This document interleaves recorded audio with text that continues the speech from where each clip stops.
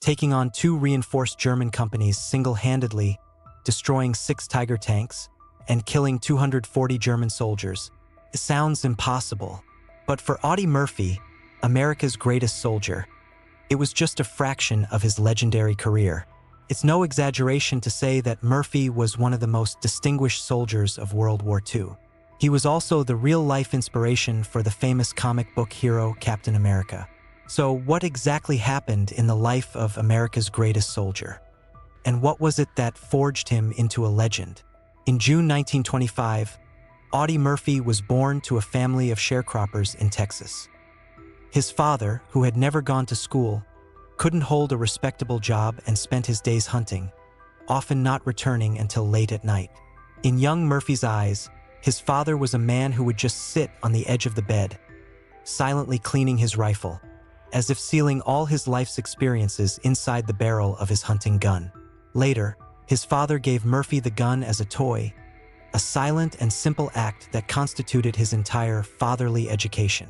When Murphy was 13, his father left without a word, abandoning a wife who had borne him 12 children. Murphy, only in the 5th grade, had to drop out of school. He started picking cotton with his 2 uncles, both World War I veterans, earning $1 a day. At night, he would hunt in the woods to find extra food for his younger siblings. According to his childhood friend Dale Henry, Murphy was already a crack shot in elementary school, able to hit rabbits and squirrels in midair.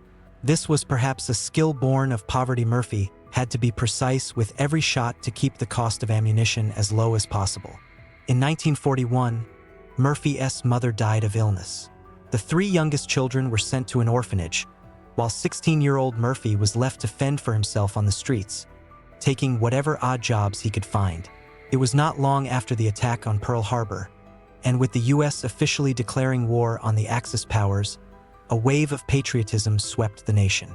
When Murphy saw a recruiting poster of Uncle Sam in his vest, top hat, and stars and stripes, pointing a finger directly at him, he didn't hesitate. He walked straight into the recruitment office. You would think joining the U.S. Army would have been easy for Murphy, but that wasn't the case. So what stood in the way of America's greatest soldier? When Murphy arrived at the recruitment office, he was met with cruel laughter. At the time, he was still young, stood only 5'5", and looked incredibly scrawny. The soldiers at the recruiting station took one look at the baby-faced Murphy, waved him away, and told him to go report to the Boy Scouts. But that kind of mockery wasn't enough to shake his resolve. He wanted a place to belong and was eager to fight for his country. The Army was, without a doubt, his best option. Determined to enlist, Murphy asked his sister to forge his identification papers to say he was of age.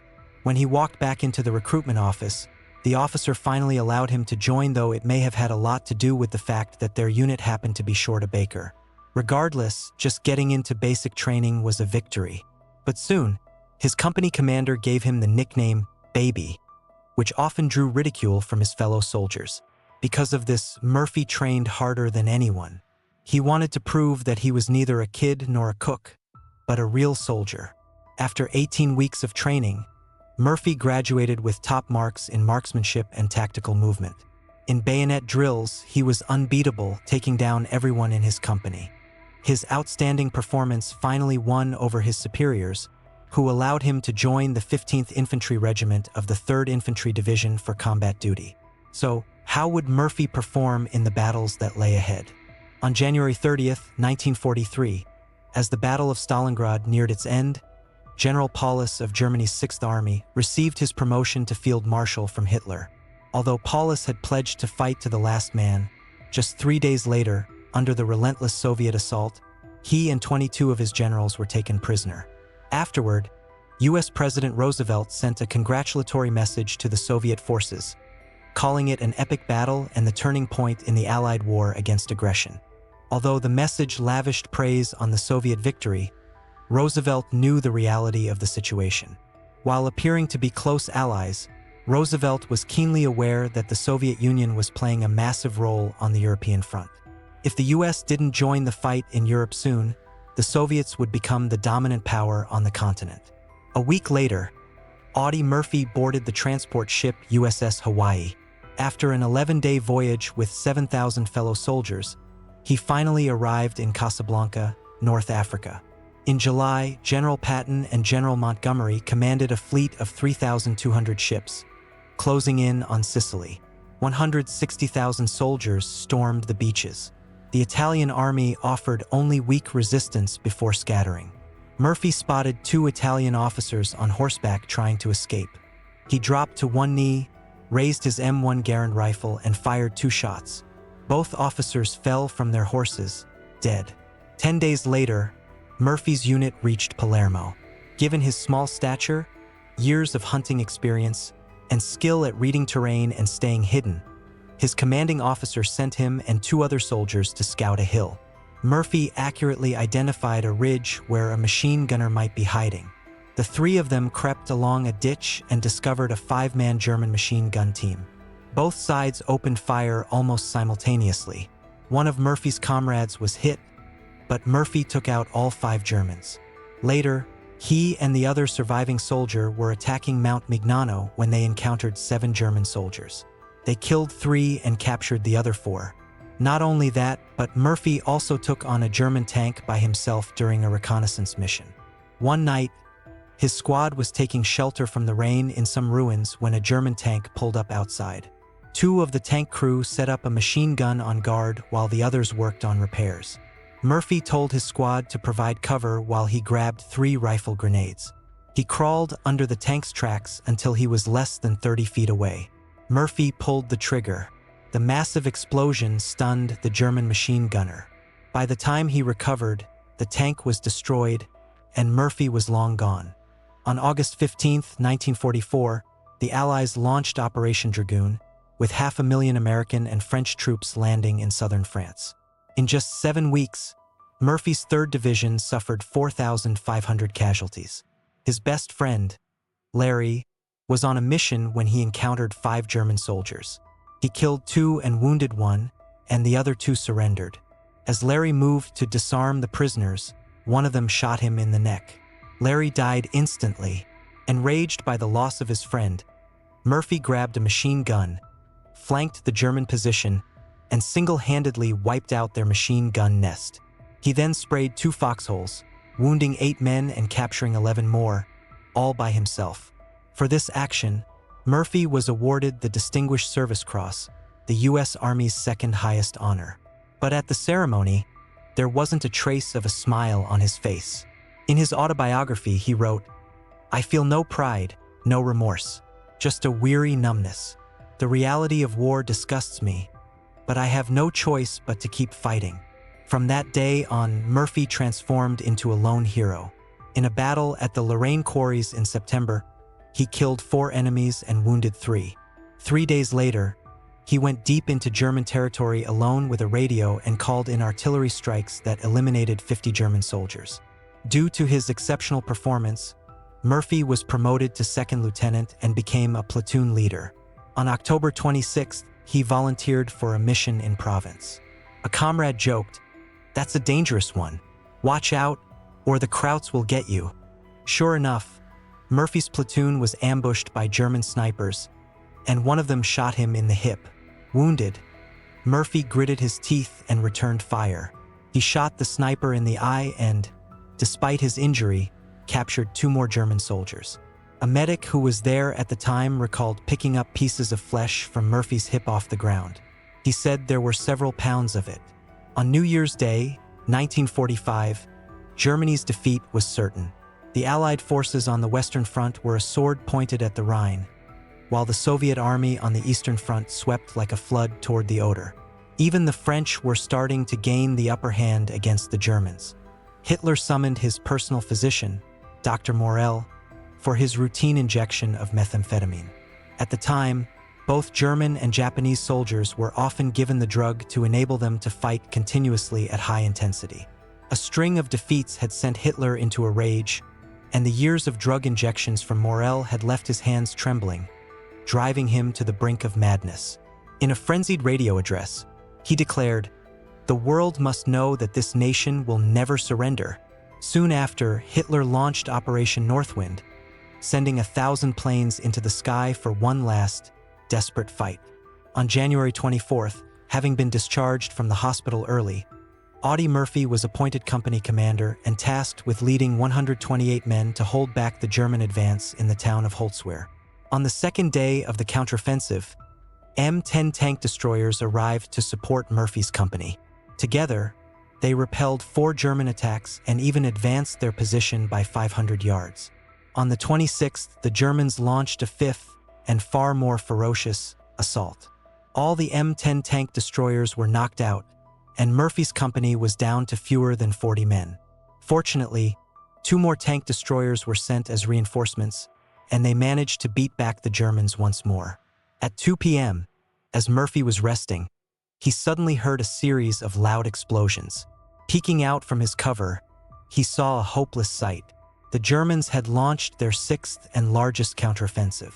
6 tanks with blackened gun barrels were advancing from the woods, followed by about 250 German soldiers. The 2 reinforcement tank destroyers were quickly destroyed. One by one, his comrades fell around him. His company of 128 men was now down to just 19. He yelled for his men to find cover while he, alone, grabbed a radio and charged toward the Germans.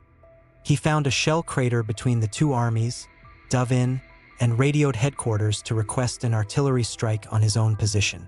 The commander recognized that Murphy was ready to sacrifice himself but asked in disbelief, "How close are the Germans?" Murphy, firing his rifle to hold back the advancing Germans, replied, "If you don't hang up now, you'll be able to hear the bastards on this line." A minute later, artillery shells rained from the sky. All 6 German tanks were destroyed. Murphy, miraculously, survived in his crater with only minor leg injuries.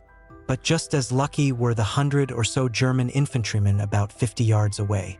Murphy looked back at one of the burning tank destroyers. It looked like it could explode at any moment, but its .50 caliber machine gun seemed to be working. Wounded and running on pure adrenaline, Murphy scrambled onto the burning tank, grabbed the machine gun with both hands, and roaring, unleashed a storm of fire on the Germans. Like a god of war descended to the battlefield. The .50 caliber rounds turned the field into a living hell. Dozens of German soldiers were cut down in minutes. The rest, terrified, turned and fled back into the woods. When the machine gun finally fell silent, more than 100 German bodies littered the ground. His comrades crawled out from their cover, staring in stunned silence. This man was so small yet so powerful. On April 30th, 1945, Hitler pulled the trigger on himself and the Third Reich collapsed. Over the course of World War II, Audie Murphy killed an estimated 240 enemy soldiers and earned 33 medals, making him the most decorated soldier of his time. Among his awards was the Medal of Honor, America's highest military decoration. He was invited to speeches, parades, and banquets, and his face graced magazine covers. At the end of 1945, Murphy retired from the Army with the rank of captain. So what would Murphy choose to do after his retirement? After the war, Murphy returned to Germany and stood on the Nuremberg rally grounds where Hitler had once boasted of building an empire that would last 1,000 years. But now the stands were empty. There was only Murphy, alone, mourning the comrades who had died on this land. Producer James Cagney saw Audie Murphy on the cover of Life magazine and signed him to a contract for $150 a week. But the good times didn't last. Cagney's company soon went bankrupt, and Audie Murphy was left to live on his meager disability pension. Seeing the hero down on his luck, his friend Terry let him move into his boxing gym. There, he met Hollywood writer David McClure, who often came to train. The two quickly became friends. David not only wrote Murphy's autobiography, To Hell and Back, but also used his connections to get him a role in the movie The Kid from Texas. In the film, Murphy showed remarkable acting talent and soon landed his first leading role. Universal Pictures signed him to a contract for $2,500 a week. In 1955, Murphy starred in the film adaptation of his own autobiography, To Hell and Back. The movie grossed $10 million in its initial run, becoming the highest-grossing film in Universal Pictures' 43-year history, a record it held until it was broken by Jaws in 1975. In his 25 years in Hollywood, Audie Murphy starred in 44 films and also became a country music songwriter. While his career was a great success, his health was plagued by what we now call post-traumatic stress disorder. He suffered from frequent headaches and vomiting, and his sleep was haunted by nightmares of the war. He began taking a drug called Placidil, a sedative. Developed by Pfizer in 1950, the drug was extremely addictive and had severe withdrawal symptoms. To break his dependence, Murphy locked himself in a motel room for a week. No one knows the agony he endured during that time, but he emerged victorious once again, kicking his addiction through sheer force of will. On May 28, 1971, Murphy died when his private plane crashed. He was only 47 years old. Throughout his life, he had repeatedly and publicly called for the U.S. government to provide better mental health support for veterans returning from the battlefield. After his death, the U.S. government finally included mental health services in veterans' healthcare coverage. Like Captain America in the comics, he changed the world around him through his own efforts. A soldier is called the greatest not just for his skill in battle, but for his unbreakable spirit and his unwavering moral compass. Audie Murphy, who embodied all three, was truly a real-life superhero, a man whose legacy deserves to be remembered and honored.